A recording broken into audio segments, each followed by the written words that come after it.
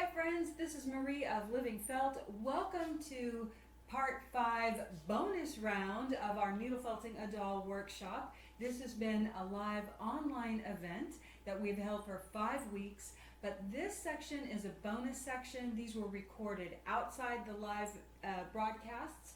We make our little granny, she's our Granny Claus underwear and a little robe, finish her slippers and attach her head. So this was not part of the live sessions, but you're going to get the info right now. So thanks for being here. Let's get started.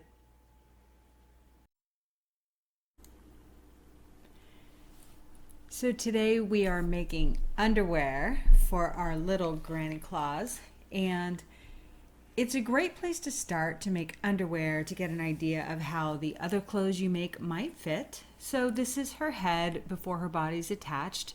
And if you're making a dress or something, it can be really helpful to put the head on last. I'm starting with a boot tray so I can contain the water. You can get that at the hardware store or Target. Look in the shoe section. I use a grippy mat both in the tray and underneath it to keep things from sliding around. Our super bubble, which is just a nice durable, it's similar to a solar pool cover but a little bit stronger and clear, which I like. A resist material, this is just a thin foam. We also have a thick resist, and you can use bubble wrap, but take the marker off if you're using a lighter color wool because it'll get on there from the soap. This just gives you an idea of how it might fit for the doll, and you can kind of eyeball it. My doll's really narrow in the shoulder, and so this is probably going to be a little bit big. I use our olive oil soap, a sponge to wet out, a quilting cloth just to roll, and this is my bamboo mat. I'm going to use it as a core, and so it's tied up with rubber bands. Our wet felting mesh, a towel, and some water. Mine is no longer hot at this stage. And then we're working with the short fiber merino bats today. It's a 19 micron. It's very fine and is going to felt really fast. So it's perfect for little projects like this.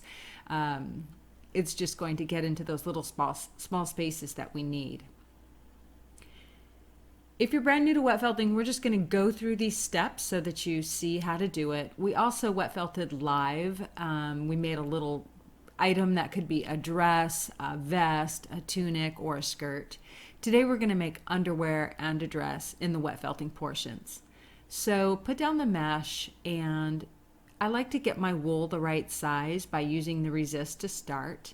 And I'm going to peel it into real thin layers. I think I'm using about a ½ ounce of fiber for this project, so very, very little. And we're just going to make 2 thin layers. You can work with the batting all going in one direction, but I'm going to lay it out in 2 directions. So now you'll see that I cleaned all the marker off of my resist because my wool is white. It would bleed onto the resist. Notice the positioning of the doll. The underwear is going to be short on the arms and short on the legs. When I lay out my fiber, I first just use my resist to kind of get the sizing, and then I'm going to put the resist on top, and you'll see why in a second. It's just kind of faster.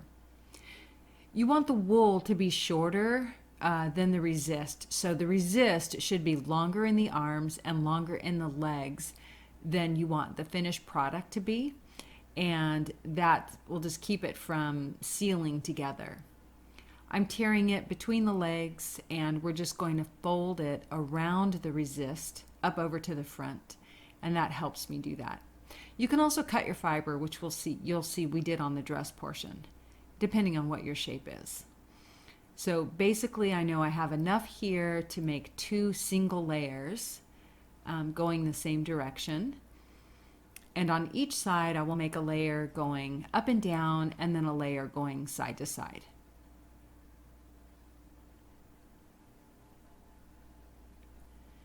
I like to wet out my fiber just with my sponge, and right now I'm adding soap and water to this single layer here. And then I'll use my resist to just kind of get all the water going into the fiber. If you felt it with me at all, you see me use, slightly different methods depending on the size of the project that I'm working on, but it's all the same stuff. You lay out one, two, or however many layers of fiber. And when we're working with a resist, then we want to wrap the fibers back around the resist. I often lay out one layer, wrap it around the resist, and then add a second layer. But you'll see in the dress that we just go ahead and put both layers down at once. Either works, and if you're just beginning, especially if you're working like on a thick project, just take it slow. With this method, you can see exactly what I'm doing, and I use the mesh to help hug the fiber back around the resist. You want to hug the resist very tightly so that it doesn't squish off the sides. If it squishes off the sides of the resist during the felting process, then it'll create what's called a seam. And, that happens in the beginning, and sometimes it happens if we're being sloppy or kind of messy. But it's not desirable, so it's better to just take your time at each stage and just get your fiber hugging right up next to the resist during every stage. You'll notice that I covered what will be the top of the neck, and that's because we're just going to cut a hole later and open that up. For those of you who are new, the mesh is just a barrier between your hands and the wet fiber. Some people don't use it. Some people use bubble wrap. Some people use plastic. Some people use, mesh curtains or something like that. This is just a product I've been working with for about 15 years, and I really like it. It works for me, and we do sell it in the shop. I use the sponge to press water and soap into the wool and air out. So this is a very thin project, and you can just mash it all the way down to the resist. As you start exploring wet felting and your projects get thicker and more bulky, depending on the fiber you use, you'll see that wetting out may not be as quick as it is on these little undies, this like little undergarment we're making. This is such a fun, safe way to explore wet felting over resist, making underwear for a doll that probably no one else will even see or notice. So have fun with it, and just use it as an opportunity to learn, and also you'll get a better idea of what adjustments you might need to make for clothing for your doll, whether that's the outer clothing, whether it's a dress or pants or a skirt or a vest. You'll see where you need to make corrections. And worst case scenario, it doesn't fit at all and you've spent an hour learning how to resize your resist. It's a lot more difficult to measure a doll than it is a human body, and mine are so narrow-chested usually that I usually just measure the widest part of the doll, like around the belly and around the derriere, like the hips. And if you watch part 5 live, you'll see I take the measurement around the doll was about 10 inches, I think.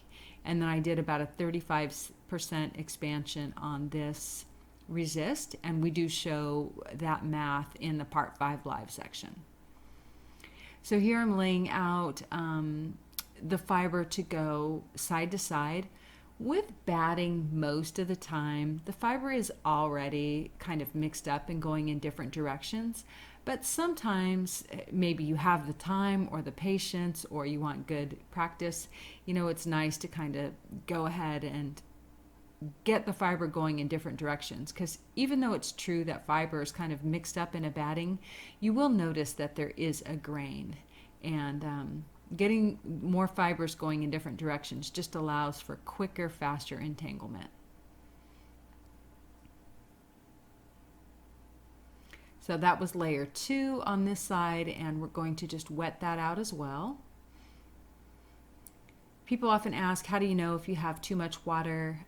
You don't want your project floating in water. You'll see if you do a setup similar to this, that the rubber grippy and even the super bubble kind of lifts the project up off the bottom of the tray so it's not sitting in a puddle. But if your tray is soapy or like pooling with too much water, just drain it out. And if your project feels like it's got too much water in it, you can blot that water out with a towel. But I would just get through the first rounds of wetting out and at least initial rubbing before you do any blotting. Drain your tray if you need to, but let all the water just and the soap be in the project and hold it together. Both really act like glue. So again, we're just hugging all the fiber around our resist. The mesh really helps you just tug it over without it sticking to your fingers. And you'll notice that I'm at places I'm just kind of pulling off the excess. So use your one hand to anchor the fibers down and the other hand to kind of tuft it off. These are short fibers, so that's easy to do. If you're using merino top or something like that, the fibers are a little bit longer. It might not be quite so easy. And, if you want, you could cut it.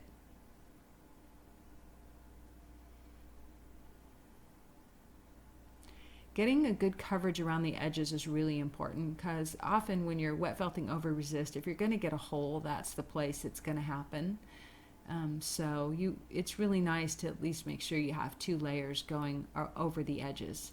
Sometimes you'll just have one side, let's say the front side of the underwear in this case, wrapping to the back, and then fill in the back inside the perimeter, not have it wrap back to the front.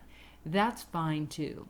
I'm working with such thin layers that it's just easy to wrap it around and not fuss with it because everything's wet. Smooth everything out so there's no folds and no wrinkles. And again, this project is so thin that it's so easy to do.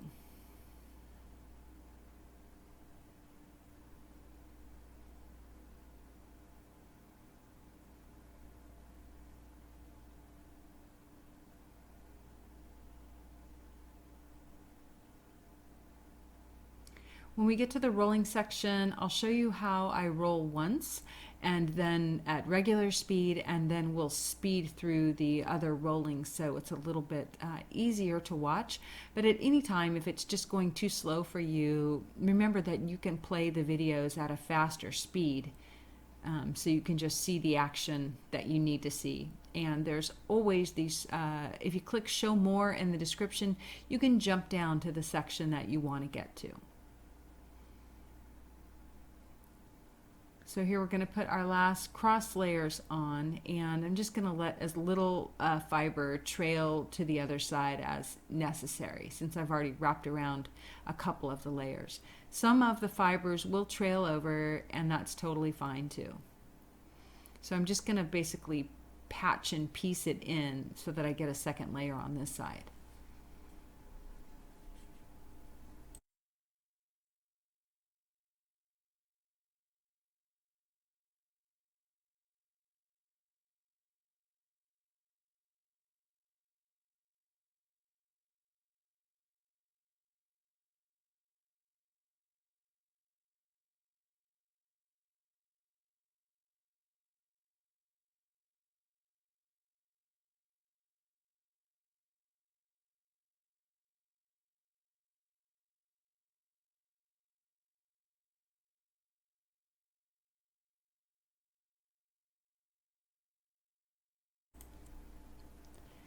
The most important thing when we're wet felting, whether wet felting something flat or wet felting over resist, is that we have nice even layers. So as much as possible, you want even layers with just little bits of overlap as you lay down each little set of fibers. You don't want any bare spots.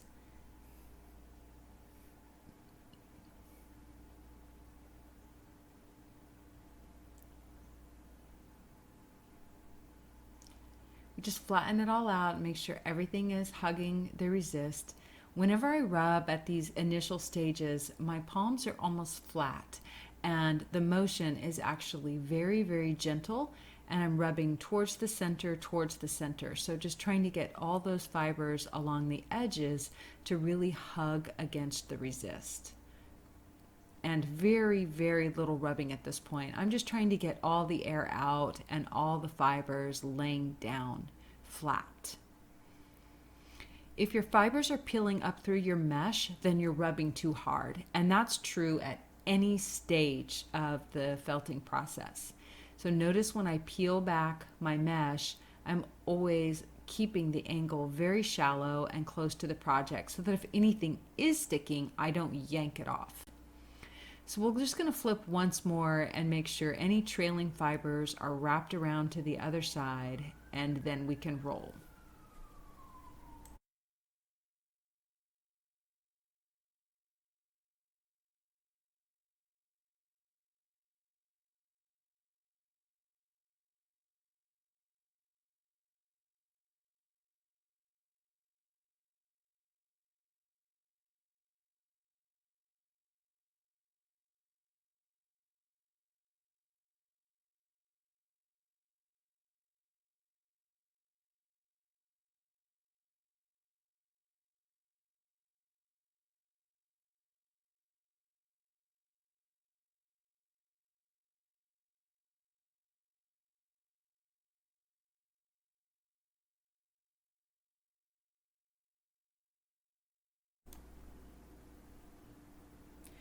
Okay, so we're going to roll our project, and we'll start rolling from side to side and get our fibers hugging against the sides of our resist.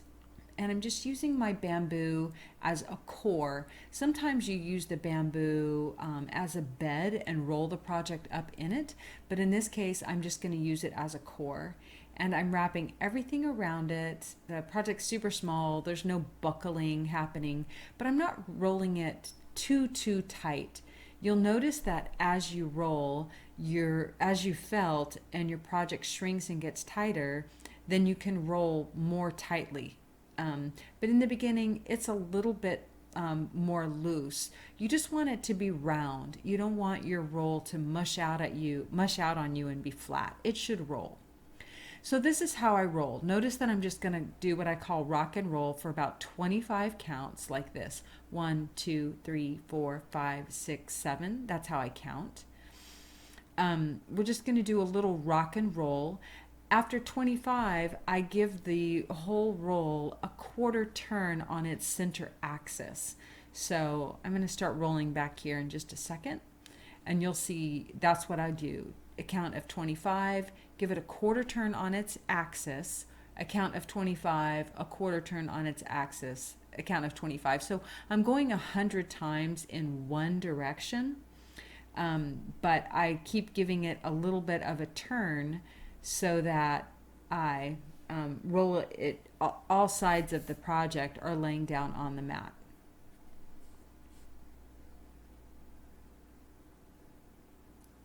I have no idea where I went here.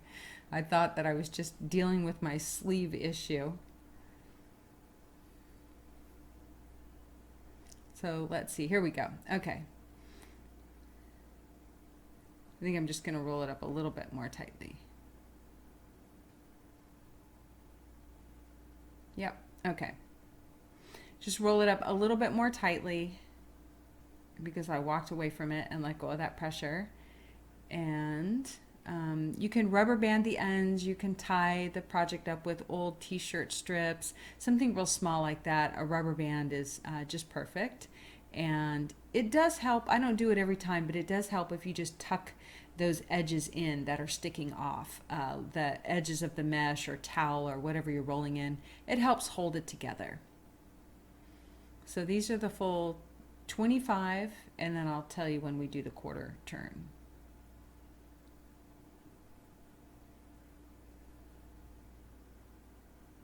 Oh, that was it. I didn't show the quarter turn.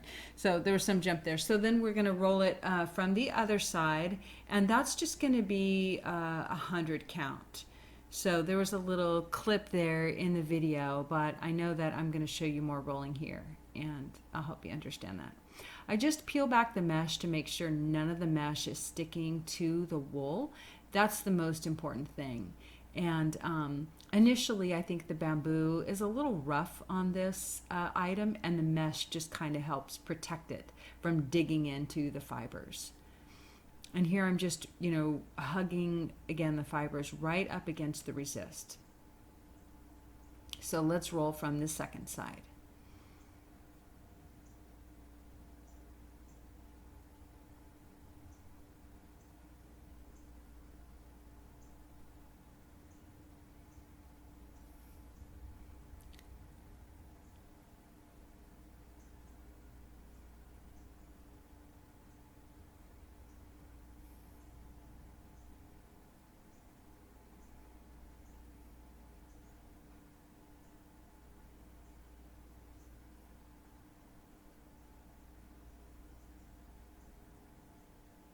Here's the quarter turn right there. That's all I do. Rock and roll, count for a 25. That's how I do it on a small project like this. Not a great big project, but a little one. And then give it a quarter turn. That's it. And we're going to roll 100 times on each side. It does help to count because wool does shrink as a result of your rolling and rubbing, and we want to treat it equally on all sides. So we do 100 counts of rolling from each side, and then we're going to do, top to bottom, bottom up as well.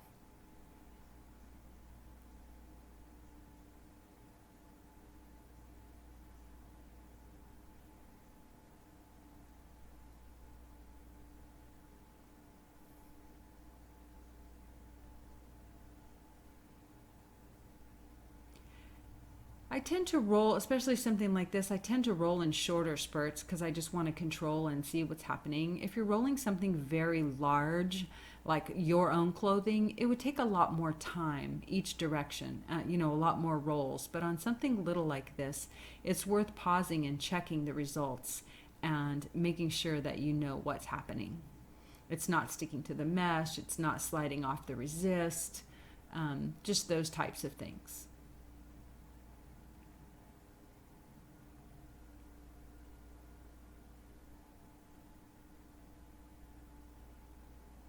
For some reason, I didn't reposition my super bubble on this one, but I clue in on the next round and turn it around so that it's not so long.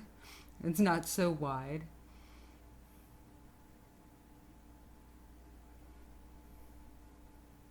Here we go. So the rest of these rolls, we're going to go fast.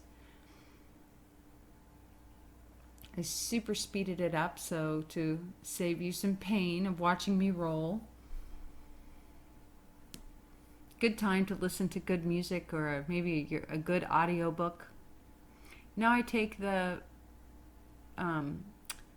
mesh off. I don't need it at this point. I know everything's really starting to lay down and hang on to itself.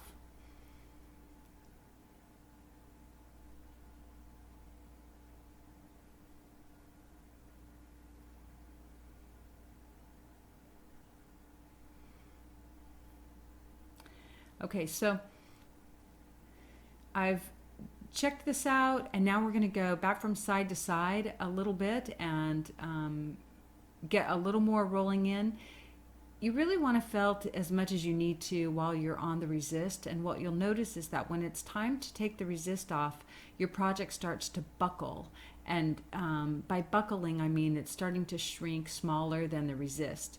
I wet felted this in water that was literally room temperature. It wasn't even hot. If I wanted to, I could have heated it up, but here you can see it's starting to buckle. I'm going to go one more round on the opposite side and then reevaluate. Again, always with the 100 counts in quarter turns. That's what I did. You might decide at some point to go 50 or whatever. But so see this big bulk, this big buckling, this is it sort of shrinking down on the resist, and as I pinch it, I can lift it off as like one fabric. This is called a pinch test, and the fibers are not coming apart. So now I know I can cut it off the resist. I'm just feeling where the resist is, and I want to cut the wool, sort of scooch it back and cut the wool off the edge because my wool did taper down off the resist, although my goal was originally to keep it above. But I didn't fuss a bunch in the layout like I might have if I were making a skirt for myself or something like that. And in that case, I'm just cutting them off because, like I said, these are going to be bloomers for Granny anyway, so I knew that I would be cutting them.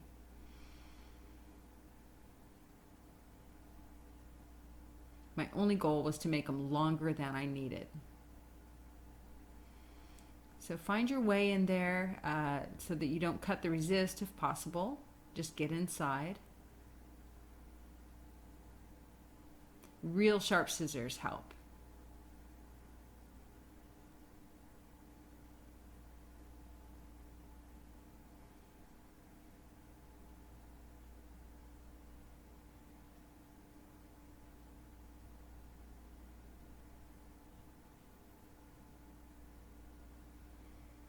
Okay, so now I'm going to take the resist out, and in this case, I'm just going to scooch them up, the pant legs up, and pull them out of an arm because I haven't cut the neck hole yet. And you just want to find the path of least resistance when you're taking the resist out.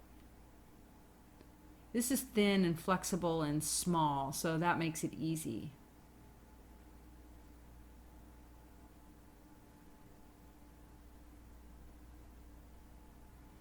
And now we want to further shrink our project, what's also known as fulling. So we're going to roll it some all by itself. Fulling is the stage after you've reached a soft felt stage where you're just further entangling the fibers and causing them to shrink down. So we're going to go ahead and do various methods for fulling, including roll. You can roll, you can rub. I do what I call a pinch roll, which you'll see here. You can spot full, which you'll see also if you just want to shrink one particular area. Just remember to, kind of treat it equally. And in this case, I'm mostly shrinking it from side to side. And then we'll have to stop and check and see how is it shaping up for fitting our doll. Pause, make sure that the insides aren't sticking to themselves, it's not felting to itself.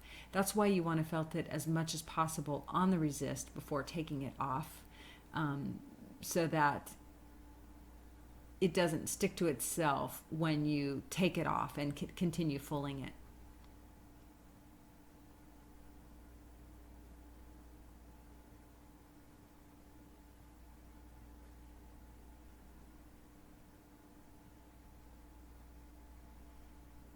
I think on these I only did maybe a count of 50 now or something like that. Let's see, this will be round 2. I do like to take it gradual when I get to this phase, and like I said, I've not made these underwear before. I've not made it for this size doll, so you just want to take your time and stop and compare it to your doll. I know that the top is way too wide because my doll is really narrow in the shoulder, so I'm going to be doing a lot of shrinking up here at the top. The doll doesn't, I don't think she had breasts yet when I made these underwear, but she's still very narrow in the shoulder. And so besides shrinking side to side, I'm also going to shrink from the top down, and that'll shorten the distance from the neckline to the underarms.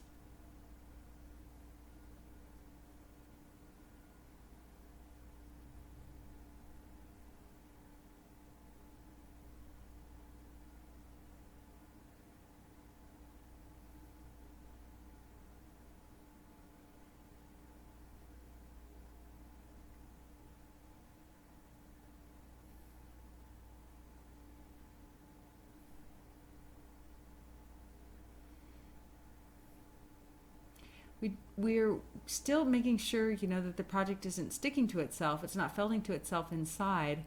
But I'm also not ready to cut the neckline yet because I want the fabric to be a little more formed, a little more shaped, a little more dense. Because as you continue to felt, any holes you cut tend to get larger, not smaller.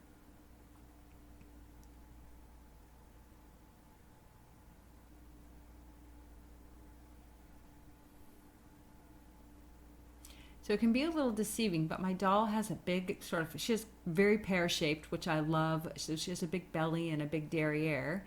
And I want to make sure that it's going to fit on her body. But I can see that the shoulders are definitely too big. So this is an example of spot fulling when you're just focusing on shrinking one area.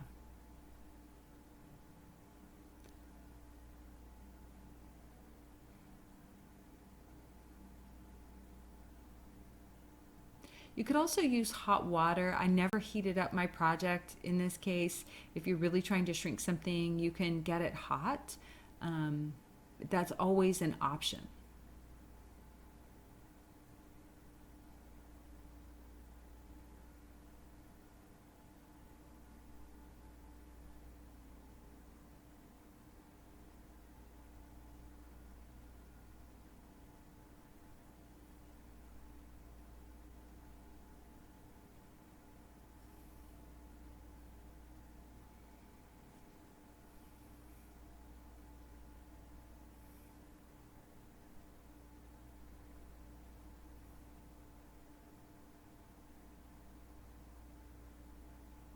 if making an undergarment such as this with legs and such seems too complicated, just make a slip to start. Before you make a dress, make a slip in just plain white. And then once you have the size a little more to your liking, then you can really go off on the dress and just have fun. It's just a suggestion, and it is kind of a fun thing to do because people always lift up the skirts of your dolls, whether it's a skirt or a tunic. People always look under, and it's kind of cute if they peek under and there's well-formed underwear underneath. It's pretty adorable. This might seem, although I've sped it up and seems like it takes a long time, I'm pretty sure that making these underwear took less than an hour in the wet felting stage. So it's an hour well spent, and I promise you'll learn something by making something like this for your doll, whether it's just like pant bloomers, little templates, like I said, a little slip. You're going to learn something that you can take on either to your next doll or to the outer garments of your current doll.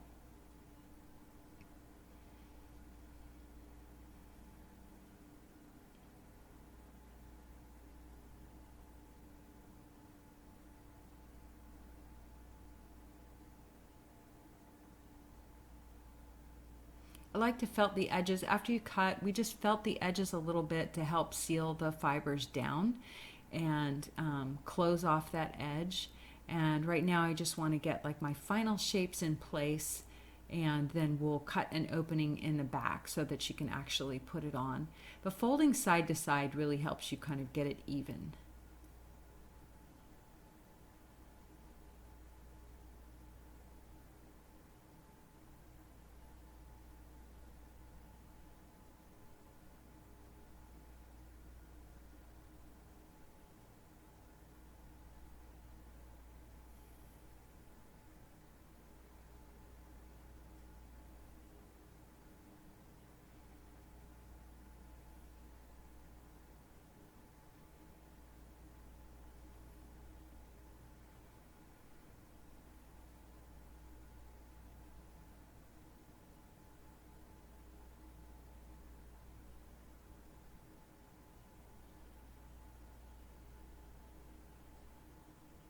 Just spend a little time working those edges, and then go back and work what would be the edge where it was hugging against the resist, and that'll help take off some of those sharp points along the sides of the garment and inside the legs.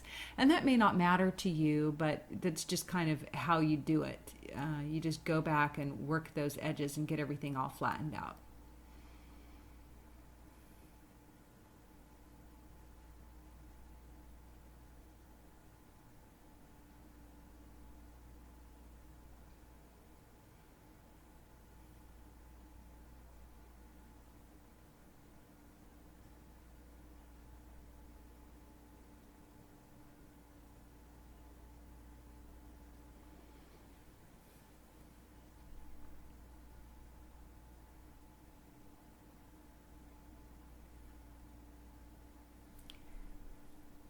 So this is the underwear ready for cutting the back. We're going to cut it, try it on our doll, cut it more if needed. And yes, it's wet. It's definitely still wet. You can always wait and do that once it's dry if you want to wait overnight. The felt will shrink less once it's dry than if you try it on your doll wet. But in this case, I gave myself a lot of room to move around and be wrong or be right, and I didn't mind trying it on her while it was still damp.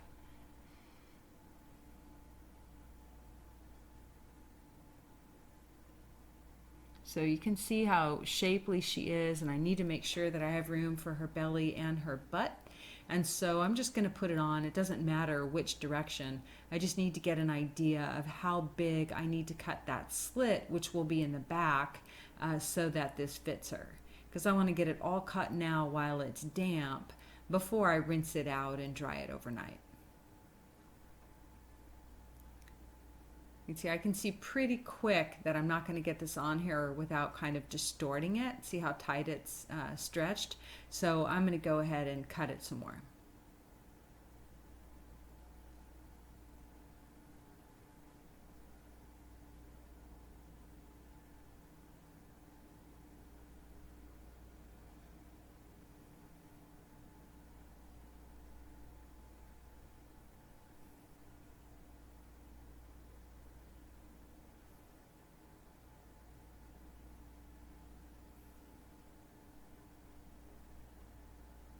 Okay, so we're going to rinse that, and let me pause here. We're going to rinse that undergarment in warm water, and then just get all the soap out, and then soak it in a little vinegar bath for about 15 minutes. I didn't realize that we made this part go fast, so let me tell you what we're doing here. We're going to make our dress, and I'm making the dress on the same type of resist and the same type of fiber, which is the short fiber merino bat. I went ahead and mostly cut out the shape of the resist, which I do go over the resist a little bit in the part 5 live, and I just wanted to show you how we made this dress. So we're going to follow the same basic process.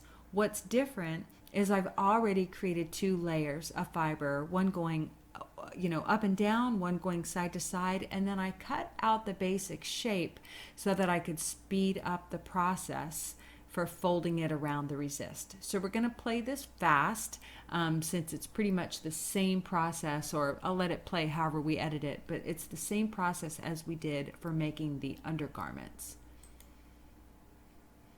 We wet out the fiber, all the soap and water, and then we're going to put the resist on top to mash all that water in.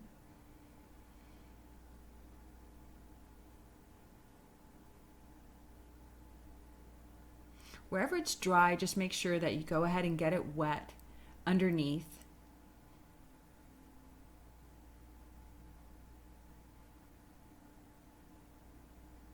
The arms can be a little fussy, the arms and the other underarms, and if this feels like a bit much for you, check out the part 5 live where we made a much simpler dress based on pretty much this resist almost, but without the arms, and it's a lot easier. If you haven't wet felted over a resist, that might be a good place to start if you want to make doll clothes. Or we have another video just called Wet Felting Over Resist where we teach you how to make a vessel. Okay, right there I just did a little patch in. You might remember earlier I said you want coverage around those edges because if you're going to get a hole, the edge is, honestly one of the worst places to get it. So feel around your resist, and if you notice that there's an area that's bare, then just patch it in right at this point. The layout is the best time to patch in any holes. We often get questions about, what do you do if there's a hole in your wet felting? And my advice is to get better next time and feel your way as you lay your project out so that you don't, you have an even layout. Your layout should be as even as possible, and feel for those holes and notice them when you're laying out.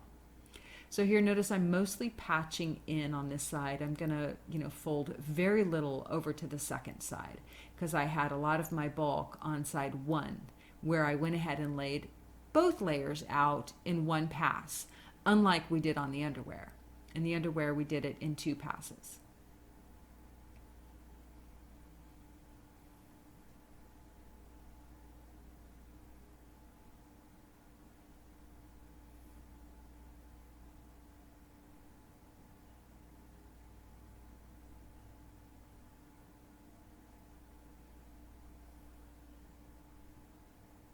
So here I am scooting it up off the bottom, what's the very bottom trail of the dress form, off the resist.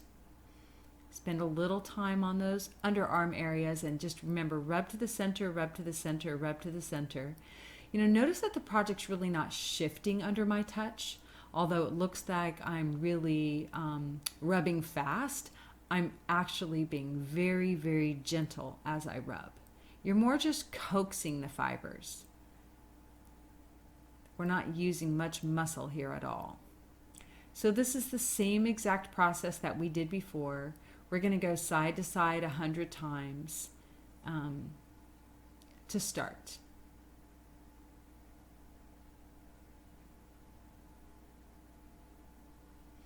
And for those of you who are the type of people who like everything really square, really squared up, I'm sorry, as my work surface gets a little skewed. I know for some people that'll just drive you bonkers to see it crooked during the video. And if that's you, I'm sorry. I wish I could make it more square all the time.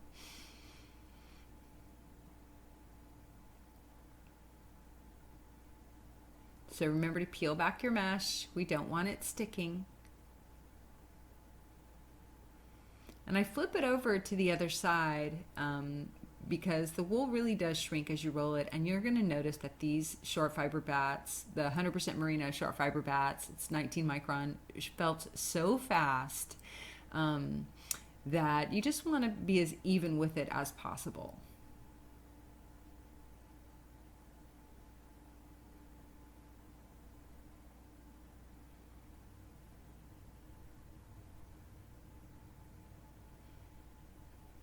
If you are new to wet felting and you want a wet felt clothes for your doll, if you haven't seen the part 5 live of the Needle Felting a Doll series, I do encourage you to watch it.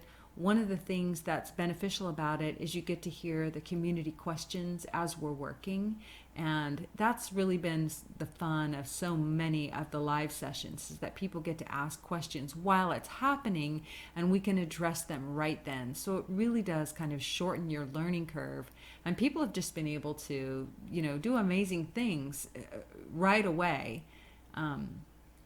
Even if they've never done it before. So I encourage you to watch the live sessions as well.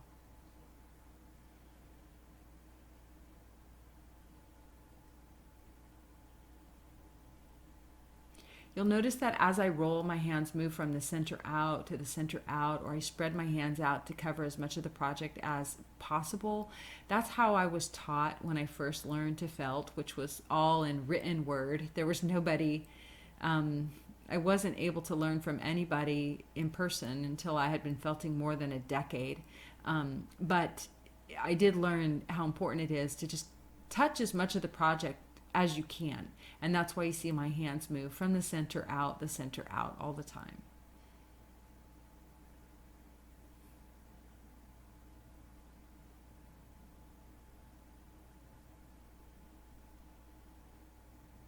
So see, we're already starting to get kind of a fabric, and we've rolled from all 4 edges.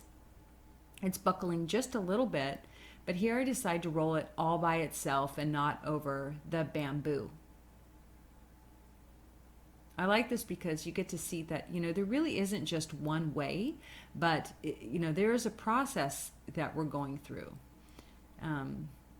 There are outcomes that we're shooting for, I'm trying to say, and there are a few different ways to get there. These short fiber bats really start to interlock so quickly, and you can see that I'm able to just really put my hands on there and rub without any mesh at all, just after those few rolls.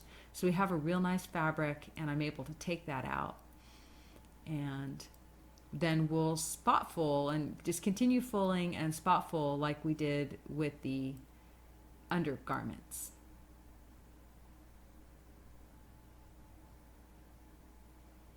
So I wasn't sure what I was going to do when I made this, and I was originally thinking a dress, and since I was making Granny Claus around the house, I decided that seemed like a little too formal, so we decided to make it into a house coat. And in this video, we'll take you through the steps just so you can see how we transform it from this solid little piece into kind of a wintry house coat for her.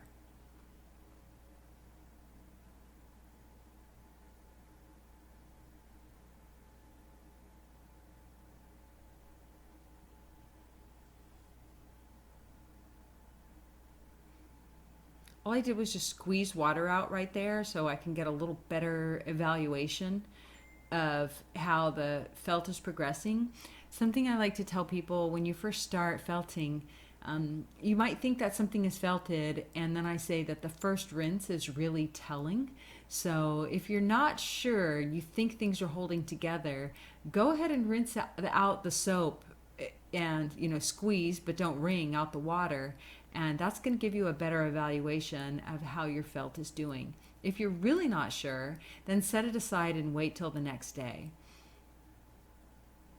depending on what you're felting and how hard or completely you're trying to felt something, it's going to be more telling once it's dry and all the soap is out of it as well.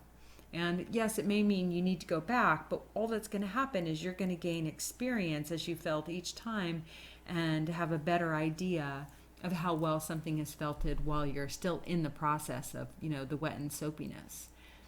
But if you work with these short fiber bats, I promise you won't you won't be disappointed. They felt so fast.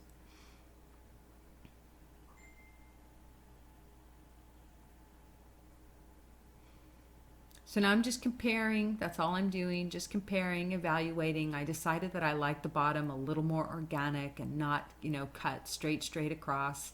So I'm just going to wrap it up there.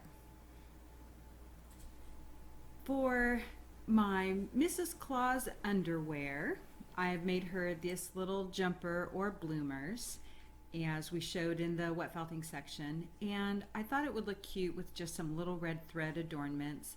So I've used red thread around the sleeves and the legs to cinch it. I'm just going to show you how easy that is. And then also here right at the neck, I'm leaving this open right now so that I can add more of her flesh tone. And I'll just show you a suggested way to tie that when it overlaps like this. I thought about stitching up this, but I think that's just a little bit of overkill. So I'm going to leave it at the neckline, and let's just finish this one last leg. This is just embroidery floss, and I found a matching color. And if that's new for you, if you've not really worked with embroidery floss, and I know, at least some people haven't, you can split the thickness very easily. This is a 6-strand, I think. Yeah, this is a 6-strand floss, and all you have to do is grab it. This is probably how many? There's 3 here on this one because I've already split it. But all you have to do is grab it and split it, and where it starts to get choked up there, just straighten it out and pull it some more, and then you can divide the floss into however many pieces you like to work with so that it's not too bulky.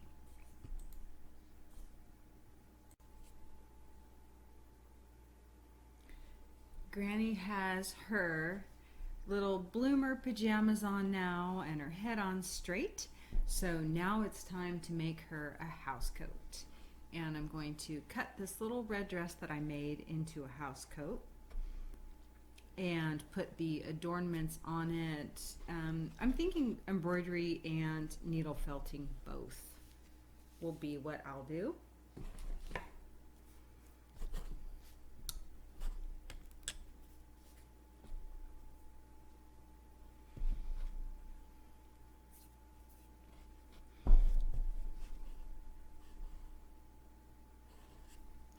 So I'm just going to cut it right down the middle here. See if I can give it a good fold.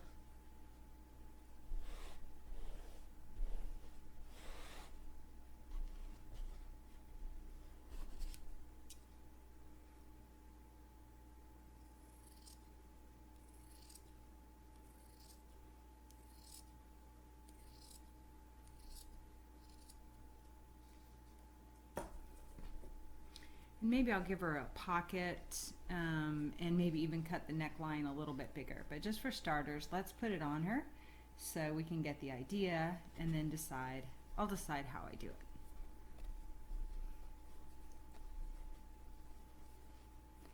It is a little bit easier to sometimes pull their arms up over their head.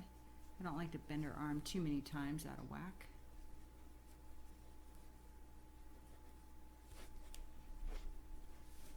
But arms do bend all kinds of ways, so I think this is going to be perfect since it's kind of Mr. and Mrs. Claus around the house. Then this as her little house coat is actually pretty cute, and I can put like maybe just a little tie on it right here. Maybe it's kind of a white tie around the waist since she has red here, or maybe even let it drape open and we can see her pockets. So this turned out just perfect, and I might either trim or just fold up the sleeves a little bit. But that's all we got to do is finish embellishing. If you want to add any embellishments to the clothes that you made, these are the final stages. So definitely have fun with it.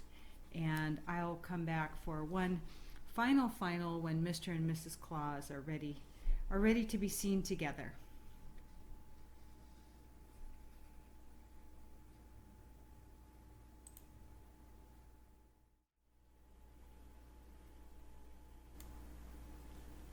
So I decided just to embroider little snowflakes and little French knots on the front of her house coat. And this is super easy, just in case I wanted to show you how to do it. And you can look up these simple little stitches on the internet, but that's a French knot. And we'll do one more in the center of the snowflake.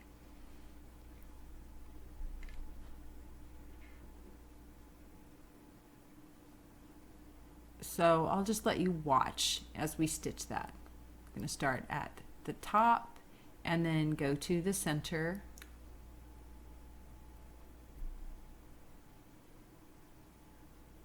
And we'll do a little shorter of a diagonal stitch and back to the center.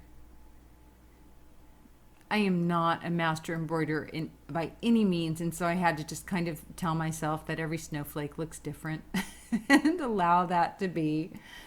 So then we kind of go to 3 o'clock position and again back to the center.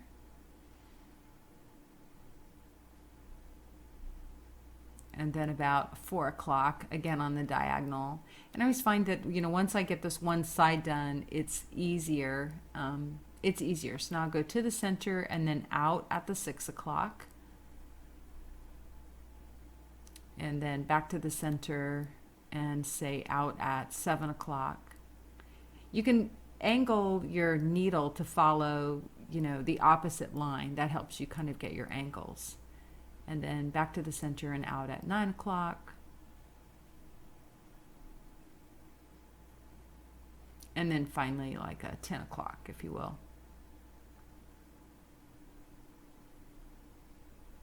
So then I'm going to put a French knot in the center. So I go, finish the snowflake and then come back up the middle. I've been kind of coming just like on the lower part of that circle. Pull your thread taut, and then we're going to put your needle such that you wrap the thread around it. I did about 4 times, and then you hold that little shape as you go back in, and that's how you do a French knot. And I just used my finger as a spacer to eyeball as I worked on this little portion. Okay, Speed Demon on the slippers here. I showed kind of how to do the slippers and needle felting the clothing section. And since we kind of just glossed over it, I wanted to just show you how I do it. I make that little foot pad, I make that pad, and I make it from that big tuft like that I just made. But you're gonna make 2 of those so that we encase the cardboard in wool. And then we're going to make a little top flap. This can just help your doll stand. You can make your shoes bigger. You can make them maybe weighted with another material or, I don't know, something else in there. But it just like helps create a little platform if you want for your doll to stand on and maybe keep them a little more level. I'll be honest with you, this is kind of a pain. It's not really easy to get the fibers to entangle, doing this thing that you see me doing here. But it just takes time, and that's one of the reasons I made it go kind of fast. You can also make shoes the way we did for Mr. Santa, and then put them right on the doll. But these are just little slip-on slippers, and I'm just trying to make sure that I have my sizing right, and for what will be my top cuff. So I'm just trying to make sure it's wide enough and long enough all the way around. It's not going to stay on. I'm going to take it off here.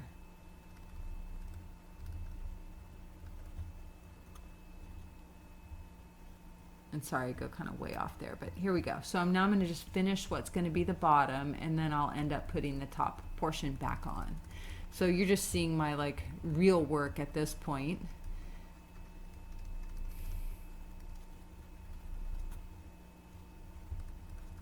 Notice that, where all that wool is wrapping around to the top, that's where the foot's going to stand as opposed to what's on the bottom. If your doll's not quite level, you can add more fiber, to the base of the feet. If their legs are kind of uneven and you've tweaked them all you want to, you can add a little more of a platform on the bottom of a shoe. Whatever you got to do, if you want your doll to stand. I'm happy with my dolls to sit or stand, and often I don't give them huge enough feet, although I do like big feet. I don't know why I don't.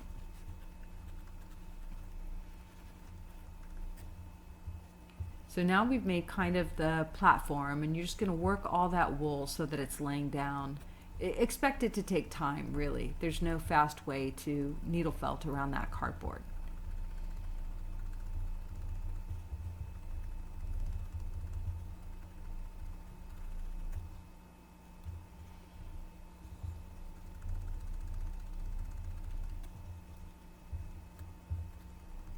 I was just trying to make sure that I have a right and a left shoe. I know it doesn't really seem like much of an arch, but there is a right and a left shoe. So I was just making sure that I didn't mess it up, because that would be something I would do, is get too micro focused on the project and not realize.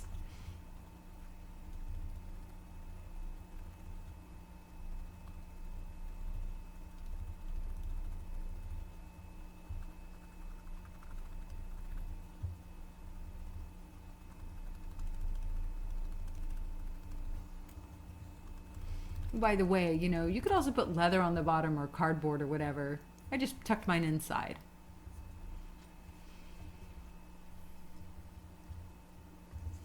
And her feet aren't covered in the skin tone that she will be, but there you have it.